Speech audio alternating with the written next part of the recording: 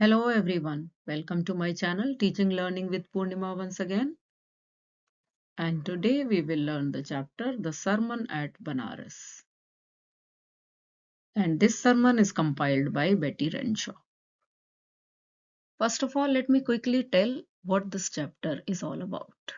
The story, The Sermon at Banaras, is a sermon of Gautam Buddha, which is compiled by Betty Renshaw in his book Values and Voices, a College Reader. This is the first sermon of Buddha. It was given at Sarnath, which is a town situated near holy city of Varanasi. In this story, there are two parts. First is about early life of Gautam Buddha, and second part is about the sermon of Gautam Buddha, and it is about the lesson of life and death. It was given to Kisa Gautami, bereaved mother, a sad mother, because her only son died. As I told you earlier, introductory part of the chapter is a brief sketch of Buddha's early life and all the incidents that led him to attain enlightenment, wisdom, knowledge about life, and he could realize the purpose of his life. This teaches that a wise person should not grieve at what is bound to happen, what is sure to happen, because it only enhances his pain and sufferings. This story also conveys that man is mortal, means who is bound to die. And a man who is born in this world has to die one day, sooner or later. Now let me tell you the detailed summary of the chapter. First of all, the summary of first part. Gautam Buddha. His life spans between 563 BC to 483 BC. BC means before Christ. Our calendar starts with the birth of Jesus Christ. So now we are in the year 2025. That is, after the birth of Jesus Christ, we have lived, human beings have lived 2025 years. And Gautam Buddha lived even more than 500 years before Jesus Christ. After the birth of Jesus Christ, the years are known as AD, Anno Domini. So we are in 2025 AD. Gautam Buddha was born in 563 BC. He was born as Siddharth. His name was Siddharth. Later on, when he got enlightenment, he was known as Buddha. So he was born in royal family. He was the son of King Shuddhodhan and Queen Mahamaya. He was born in Lumbini, Nepal. When he was 12 years old, he was sent to study Hindu sacred scriptures in the school, in his Vedic school. And upon returning from his school, after 4 years, he got married to Yashodhara. He had a son also whose name was Rahul. They continued to live the royal life for about 10 years. But after 10 years, something happened. Till then, he was kept away from all the unpleasant experiences of this world. His father earlier only got to know that his son is going to be an ascetic. But King Shuddhodhan never wanted his son to be an ascetic. He wanted him to be king, his successor. And that is why he kept him away from all the unpleasant truths of life, like aging, pain, death, and all these things. He gave him all the luxuries and all the comforts. But one day, when he went outside the palace to hunt, for hunting, he met a sick man. He asked the people, what happened to this person? Why this person is in pain? And then people told him that he is a sick person. He wanted to know the reason, but nobody gave him any proper reason. People told that this happens with everyone in life. It can happen to you also. He became sad. Then, after some time, he saw an aged person who was old. He again got to know that age, this aging or old age is natural and it is sure to come to everyone. Even one day, he himself also will become old.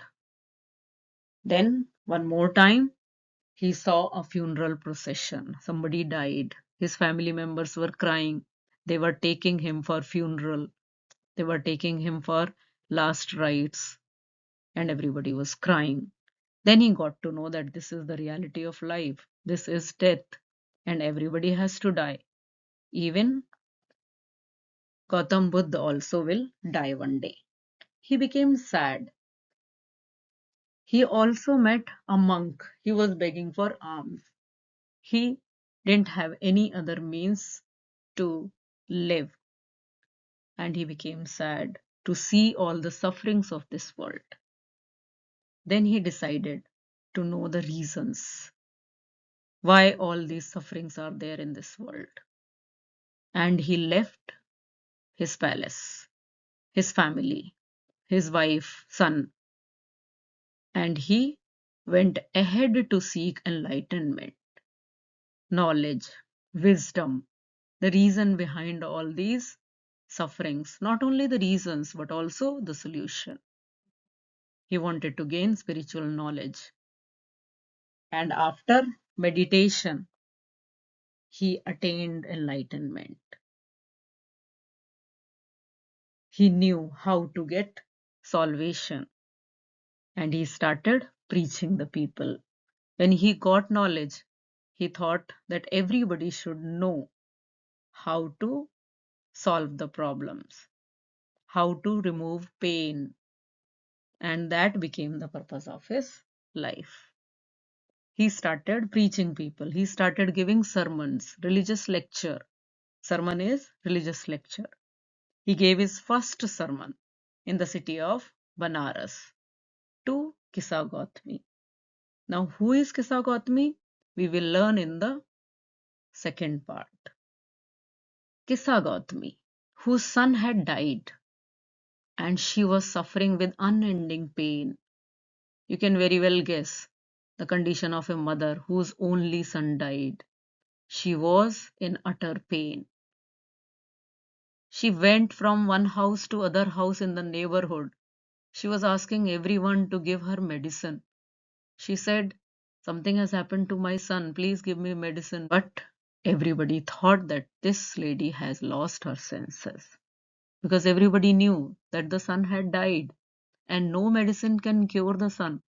And that is why they all thought that she had lost her senses. She has got mad. Then she met a man who pitied her and who advised her to go to Lord Buddha, Shakyamuni. He also said that I know a person, Shakyamuni, who can give you the treatment, the medicine to treat your child. She went to Buddha and she asked Buddha to give her medicine to bring her child back to life, to cure her child. Buddha, being a knowledgeable person, did not tell her that your son had died and you should accept death. Directly, he cannot tell her because he knew that this lady is mad in her grief. She will not understand. Whatever I say, she will not understand. That is why he gave her a task to do. He asked her to bring a handful of mustard seeds. But he put a condition. He said that bring the seeds from a house in which no one has lost any family member or any loved one. So bring mustard seeds from that house. Kisa Gautami became very happy because she thought that if I bring the mustard seeds, my son will come back to life. He again went on the search of mustard seeds. The people also readily offered mustard seeds. They said, okay, take mustard seeds. If it can help you, it's well and good. But she was disappointed when she asked the question, the condition which Gautam Buddha put. But then there was no house where people hadn't lost any relation, any family member, son, father, mother, brother. There was no house where any person had not lost any family member. So she could not fulfill the condition. She could not bring mustard seeds, and she became sad again. Kisa Gautami was tired, disheartened, hopeless. She knew she could not do anything. Hopelessly, she sat at the roadside.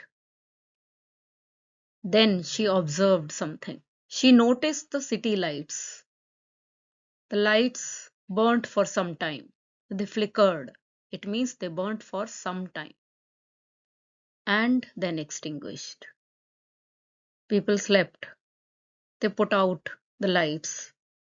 सारे शहर की lights बुझ गई क्योंकि लोग सो गए. The city was in the gulf of darkness. She compared darkness to death because she could see that there is light of life for some time, and after that there is eternal darkness of death. Now she realized that death is the reality of life, and she was being selfish. In her selfishness, in her love for her son, she could not see the reality of life, which is death.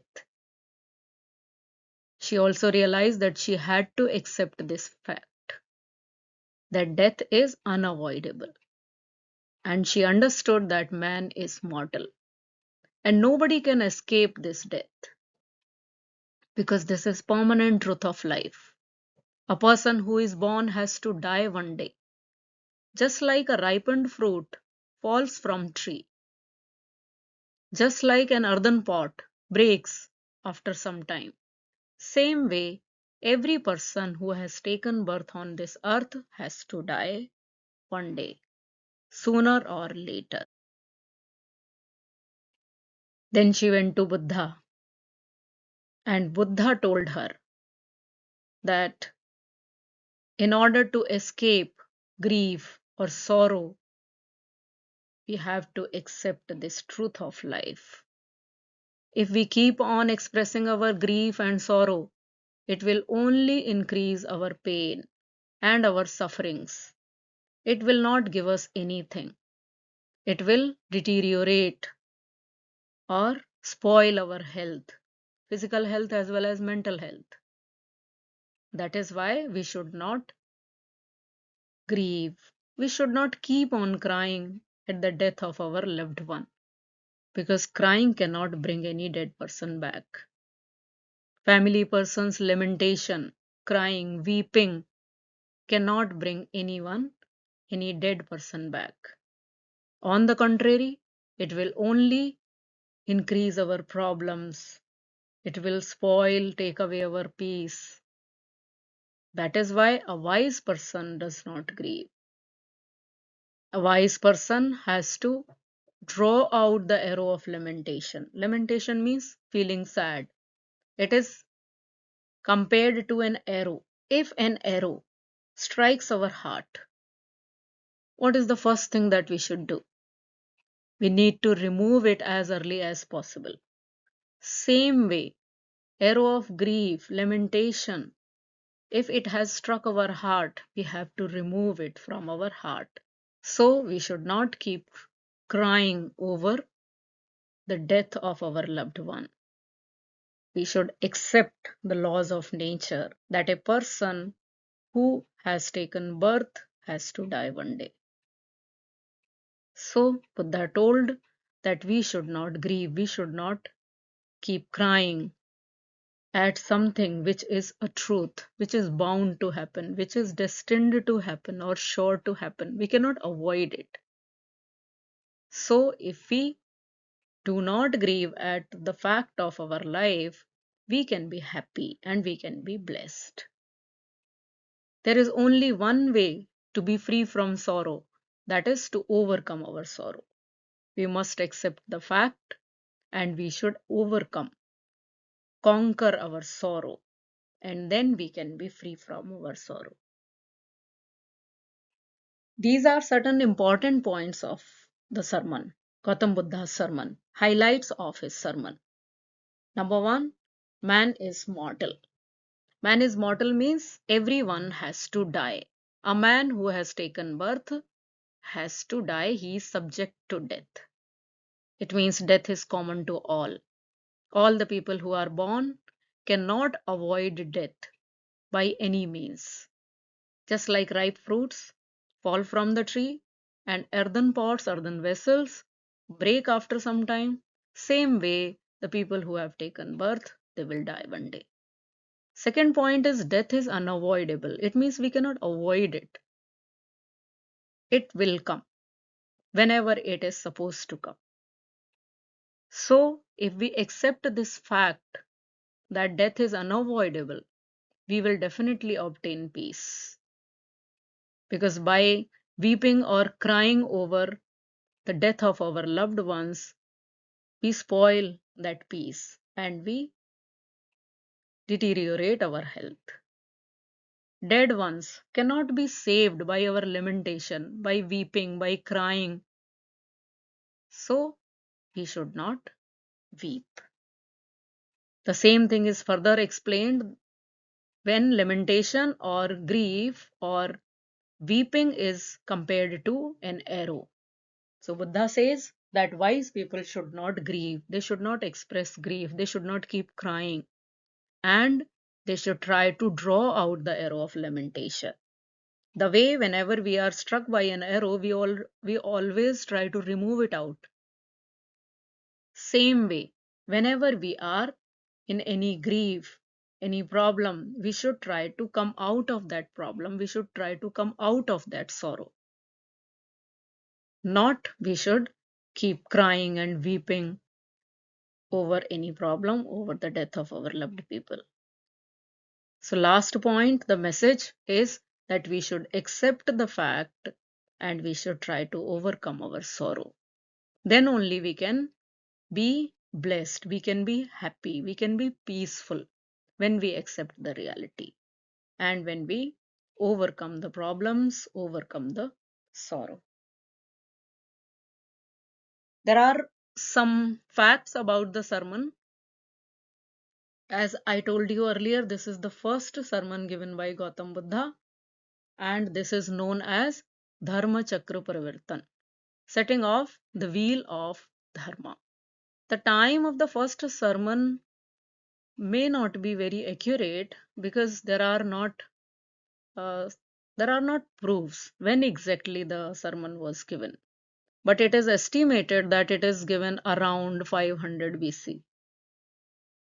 And the place of the sermon was Deer Park at Sarnath. Sarnath is a town 800 kilometers far from holy city of Varanasi. And this sermon talks about four noble truths of Buddhism. And it gives the foundational teaching of Buddhism, that is, that death is the reality of life and we should not fear from death.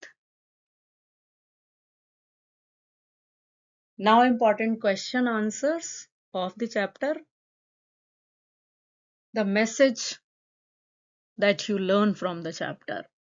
I have already told you during summary and during highlighted points of the sermon. Those highlighted points of the sermon are only the message. How did Kisa Gautami come to realize the truth second time, which she failed to do first time?